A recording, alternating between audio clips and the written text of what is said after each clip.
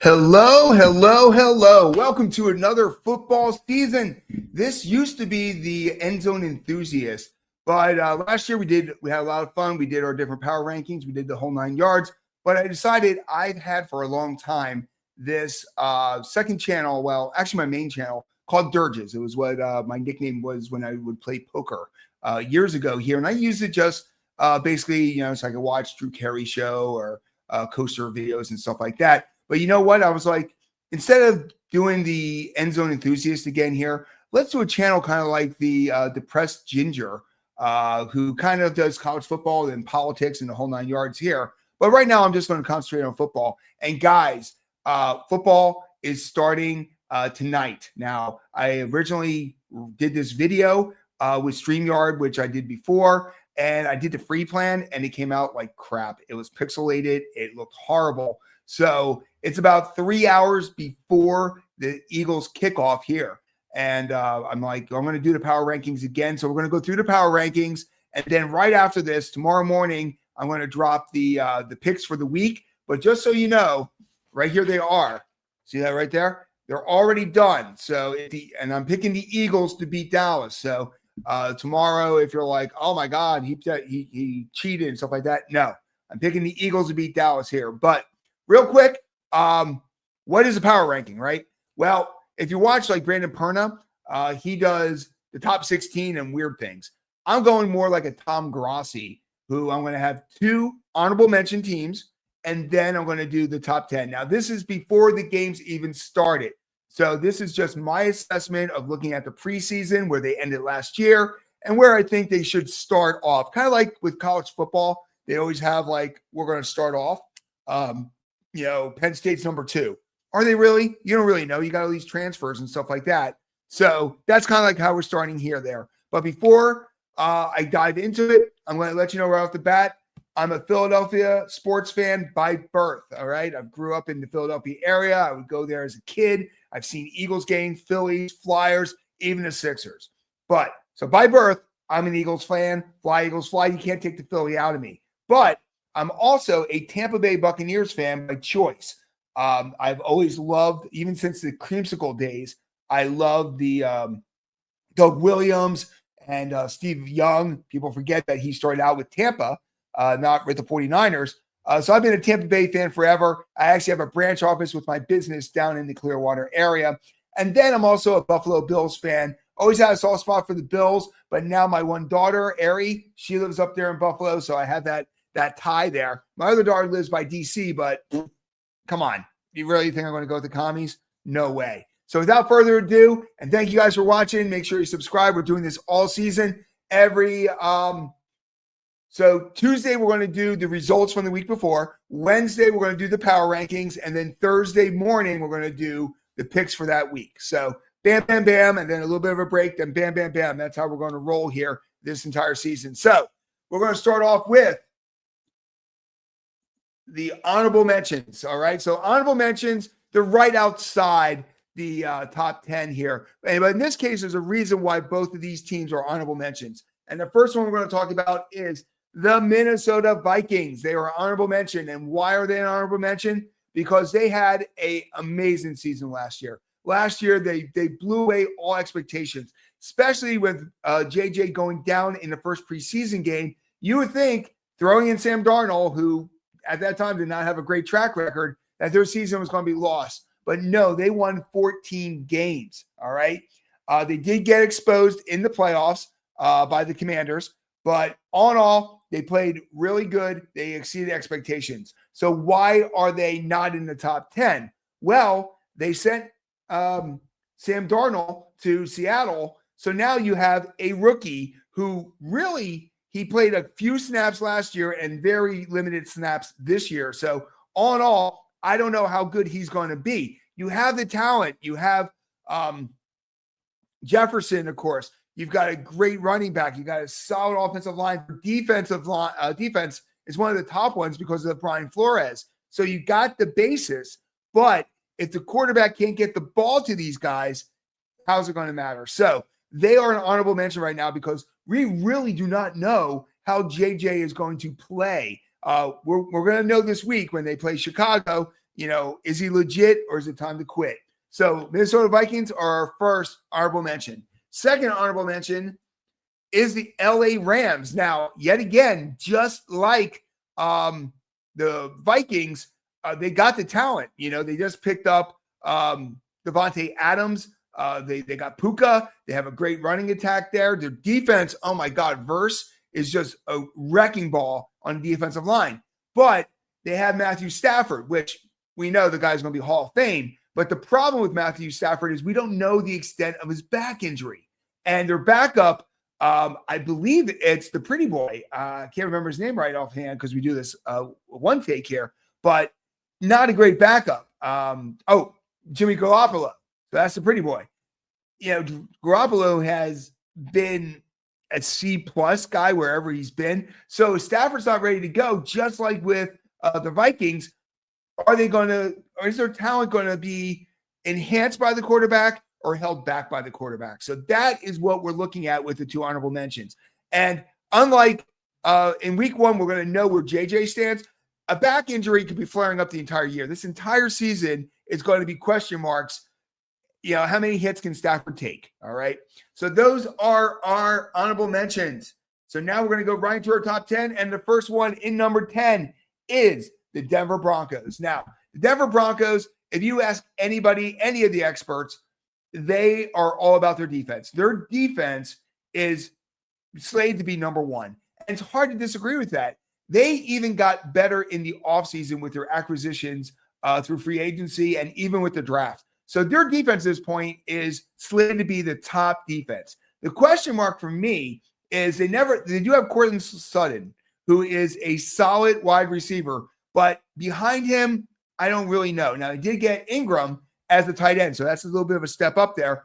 But I guess the biggest concern I have is Bo Nix. Now, a lot of people are like, wait, Bo Nix had an amazing season last year. Yet again, you always have to deal with that sophomore slump. So is he going to be the same guy he ended the season with here, or are the defenses going to figure him out? Or are they going to be able to take away Sutton? That's where the question mark is. So I think they are top 10 because of the defense, but I don't know how far beyond that they're going to be. So that is Denver. They are number 10. Number 9, the Cincinnati Bengals. So the Bengals at this point here, at the end of the year, they were the most explosive offense. You had Burrow breaking all the records for passing by the end of the year. And you had Chase, who literally broke all wide receiver records. So, and they kept them. They actually, you got to remember, they spent money. Burrow was the highest paid. Now he's top 3. I think Dak is now higher paid. But then you got Chase, who is, and then for somehow they're able to bring back Higgins, which is crazy to me because Higgins would be a number 1 on most teams. So you got that receiving core there. You got Chase Brown as a running back. So their offense, top notch. People forget about Gesicki. Mike Gesicki, Penn Stater, I'm a Penn State grad, is a really good tight end. And he is like lost in the shuffle, but he is a great safety blanket for Burrow. So your offenses are totally intact, but it comes down to the defense, and they did not really improve. They were able to get Hutchinson back, not Hutchinson, Trey Higginson. Trey, we're just calling him Trey. He's back on a 1-year deal. So they do have the top sack guy, but they didn't really upgrade anywhere else, and that defense last year was one of the worst. So they're in 9th place for 2 reasons. First of all, their defense, I don't think, got better. So they're going to be in a shootout almost every week, which they can do with that team. But the second reason why they are 9th is they are historically there for a slow start. Now, I do a lot of suicide pools. They call them eliminator pools now because I guess suicide's not PC.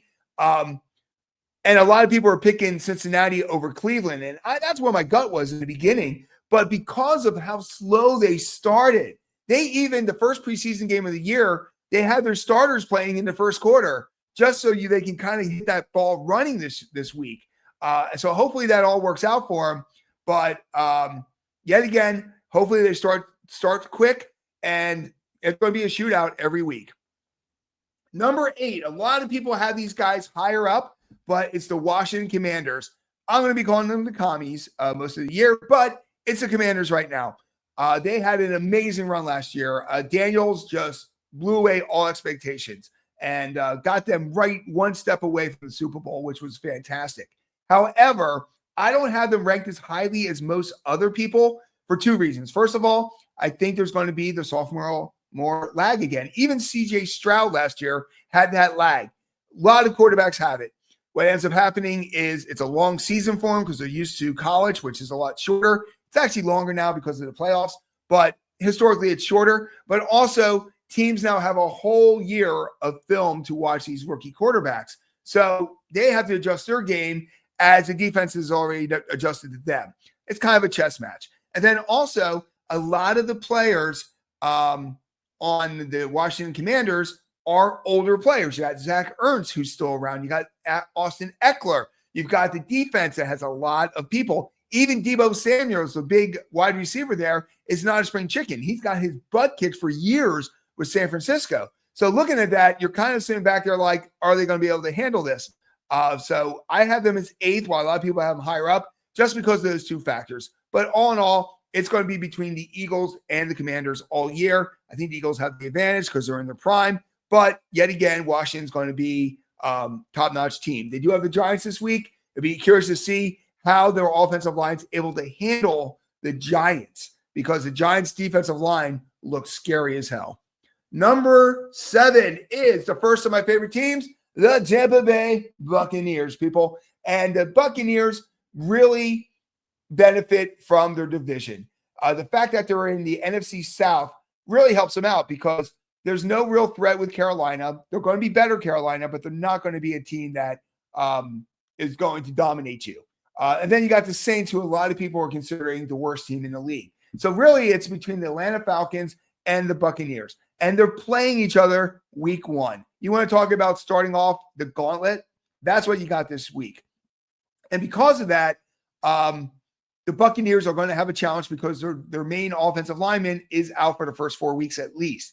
So it'll be curious to see how the offensive line can actually handle things. But Baker Mayfield is on a mission. He had an amazing last 2 seasons. He owns that team. He controls that team. He's going through another coordinator, which he seems to do every year, but he's amazing. They're able to keep Godwin and Evans. And because of that, they actually drafted in the first round a top-notch third receiver. So even if Godwin's not ready to go, which I'm not sure if he is, that third receiver is going to complement Evans perfectly. And then you got Bucky. Bucky is I grabbed him in every draft that I could. Bucky is just a spark plug, and he really takes that to a new level. Also talking about the defense. Their defense has been solid the last few years. It does not get the love of a lot of other units do, but they bend and they don't break most of the time. So because of that, because of their division, and because of Baker, they're in 7th place. Number 6, and this has a lot to do with the Micah Parsons thing in the beginning, but now we don't know what's going on with Micah Parsons, right? So it's a Green Bay mother-loving Packers, as Tom Grossi says. And I don't mind the Packers. And I think they're a very good team. So they took care of their number 1 issue from last year. Matthew Golden was their first pick, the first time in decades that they actually spent the number 1 pick on a wide receiver. And this wide receiver should be able to come in there and become a good target. Now, don't get me wrong. Romeo Doubs and the other guys they have there are very good, but they never had a number 1. And I think with Matthew Golden, that's going to take their passing game up there. Jacobs did an amazing job as a running back there. He's a top 3, top 4 running back in the league. He's going to keep going strong until he gives me a reason not to believe in him. So offensively, they're going to be good. Their biggest weakness was pass rushing on defense, and the Micah Parsons thing should take care of it. But now news has come out there that he's got a bad back. Everybody thought he was faking it to, kind of force the hand of Dallas. It comes out that he's going to need an epidural probably here in week 1. And this is a condition that's not going to get better. When it's a back injury, ask Matthew Stafford, you have good days and you have bad days, but you don't have perfect days anymore. So because of that, I'm a little not – there's a reason why they are 2nd in their division in the rankings, not 1st. They might have been ahead of Detroit before I found out about Micah Parsons' injury. But now with that injury, I'll be curious to see how he comes off the ball there. So number 6 is the Green Bay mother-loving Packers. So let's change this here because now we're into the top 10. And number 5 is the Detroit Lions. So the Detroit Lions, they were amazing last year. They ran into Washington Commanders that they did not anticipate, and that defense definitely handled Goff more than they thought. Goff had 2 bad games, and those 2 bad games cost them victories. So they do have the basis, and Hutchinson should be coming back soon. So that's definitely going to help the defense, but their defense was always very solid. Their offense was great. My concern is very simple. They lost their 2 coordinators. Ben Johnson's now with Chicago. Aaron Glenn is now with the Jets. So losing one coordinator like the Eagles did with Kellen Moore, you can come back from it. The guy was lined up to take over. But losing 2, I'm a little nervous. Now, taking my Philadelphia Eagles as a stalwart there, after we went to the Super Bowl, we lost our 2 coordinators who were Gannon and the guy at Indianapolis right now. So both of those guys left the coordinators to do that. And we had a pretty rough season there because the 2 people we put in there were not up for the job. So I'm nervous that in regards to Detroit, are the coordinators now going to be able to step in there? I don't expect them to be as good as Ben Johnson and Aaron Glenn, but are they able to continue what was being built? And that's why they're 5th and not higher up on the list, is because I got to see what these coordinators can do. Yet again, we're going to learn a lot at the end of this week with Detroit playing Green Bay. We're going to know, is Green Bay legit, or is it Detroit? One of these teams are going to bounce into the top 4. The other one's going to fall to the bottom of the top 10. We're going to know that in a couple of days.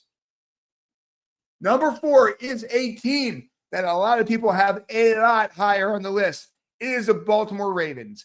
And the Baltimore Ravens win the regular season every year. Every year, these guys, they go through a tough division with Cincinnati and Pittsburgh. They get a bye week with Cleveland, but they end up doing very well. The problem is when they hit the postseason, they kind of fall apart. So why do I have them 4th? Well, Lamar's getting older. Derrick Henry is fighting father time. So is he going to be, he's in his 30s now and early 30s, but he has a lot of wear and tear on that body. And he's huge, but wear and tear is there. Also, I don't think Mark Andrews is going to be able to rebound from last year. Last year, he had a really bad year for Mark Andrews. Literally, he was his mistake cost him the game. Let's just be honest. So because of that, I'm not sure if the offense, they really have Z Flowers. That's the only real wide receiver they have. They have Hopkins now, but Hopkins is kind of like Derrick Henry. At any time, his career could be over. Today, I found out Amari Cooper was retiring after 10 years. So it's one of those things where you can be top of your game, and then be done.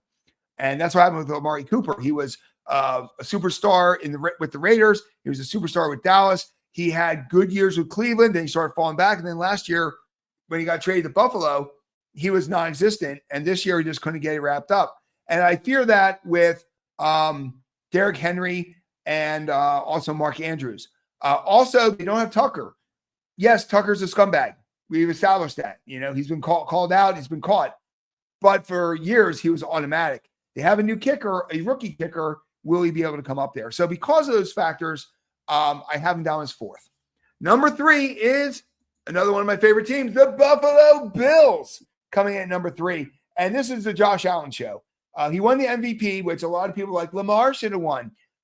I don't think so. And the reason is I always look at the most valuable player as somebody that if you take them off that team, will the team be successful? And like if you get rid of Jalen Hurts or you get rid of Barkley, the team's still going to have some success, right? If you get rid of Lamar Jackson, you can kind of hand it off to Derrick Henry. In the case of Josh Allen, I really think that if you eliminate Josh Allen from there, that team is a below 500 team. Yes, you have James Cook now, which is a great compliment because you finally have a running back who can actually take the pressure off of Josh Allen. But Josh Allen is this. I mean, just look at the wide receivers. It is a no-name bunch of wide receivers. Even when they got Amari Cooper, he did not step up in that situation. I think the most reliable receiver they have is actually Kincaid, the tight end. So on that end, you know, they are solid there because of Josh Allen. Josh Allen goes down, we got a problem. They won't be top 10 anymore.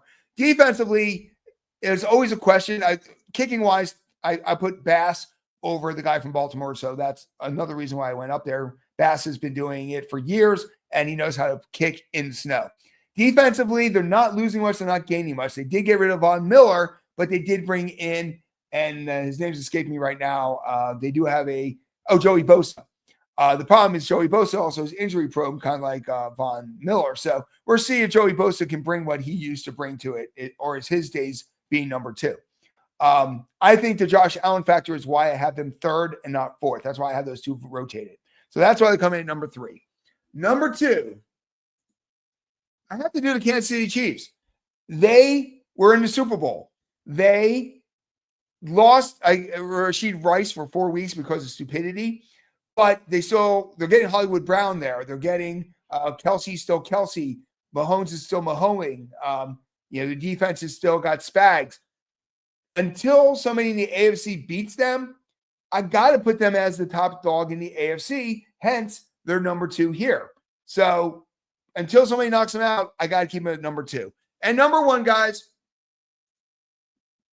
and let's be honest, yes, I'm a favorite. I have favoritism, but I don't know anybody who does not have the Philadelphia Eagles as the top team in the preseason. They re-signed all their stars. So they've got Saquon, they've got Hurts, they've got A.J. Brown, they've got Devontae Adams. They kept their core. Will Shipley is now moving up to number 2, but they also have A.J. Dillon that they got, who retired and came back, and his preseason was fantastic. So running attack is good. You've got the quarterback is solid. Their backup quarterback, I really like. McKee is fantastic. They have Sam Howell because McKee's dealing with a wrist injury, I think. But at this point, if something happens to Hurts and McKee comes in there, I think they're still going to be okay. Offensive line, Dickerson, who should not be playing after having surgery 2.5, 3 weeks ago, is slated to play tonight. That is amazing to me there. So you got the offensive line. And then defense. They did lose a lot on defense. They lost Sweat. They lost Williams. But they still have their core there. Linebacker-wise, they brought back Braun. The only issue I have is you have Mitchell, who is a great corner, isolated corner there. Last year, they had Big Play Slay as a second corner. Now, that's kind of in flux. It's between 2 or 3 different people. And then they also got rid of our safety. It's escaping Chauncey Brown or something like that. Chauncey Gardner. And they did get rid of him. I was surprised they got rid of him. However, apparently he got injured before preseason and is out for the year. So we kind of dodged a bullet there. Make it Jake. I think he's going to be better. He had some difficulties last year, but I think we're solid. All in all, you're looking at the team. They did well. They kept the core, and they won a Super Bowl last year. So because of that, I got the Philadelphia Eagles. So let's go through this real quick. Let me shut this down real quick there. So once again, honorable mentions, the LA Rams and the Minnesota Vikings. Your quarterback's got to show me something. Number 10, because of the defense, is the Denver Broncos. Number 9, because of that amazing offense, is the Cincinnati Bengals. The Washington Commanders, still going to call you the Commanders, are 8th. Even though people think they're higher up there, you got to prove to me that the older guys are not too old, and you got to prove to me that the sophomore slump isn't going to hit Daniels. Number 7 is the Bucks. I love my Baker's got a bake, baby. Number 6 is the Green Bay Packers. You know what? We're going to know where number 5 and number 6 is with Detroit at the end of this week. Whoever wins that's moving up. Whoever does it's going to fall back. Number 4 is the Ravens. Yet again, I got to see what they can do. Number 3 is Buffalo Bills. As long as Josh Allen keeps playing, they're going to keep winning. Number 2, the Kansas City Chiefs. Till somebody beats them in the AFC, I got to put you there. And number 1 is the Philadelphia Eagles. I'm going to go take a little bit of a break, watch that Eagles game. But tomorrow, I'm picking the Eagles. So that is my pick right here on the chart, Philadelphia Eagles. So, but tomorrow I'm going to go and we're going to break down the rest of the games with the Kansas City game, with the Chargers in Brazil. You got amazing matchups here. You got Tampa Bay against Atlanta. You've got the Washington and Giants. That's actually a decent game there. San Francisco and Seattle. We're going to see which teams are legit there. Green Bay and Detroit. That's a huge game there. And Baltimore against Buffalo. Nothing like having the 2 guys, number 3 and number 4, just go right at it. Number 5, number 6, go right at it. It's going to be a great week there. So once again, guys, fly Eagles fly. Baker's got to bake. And Buffalo, just keep doing what you're doing.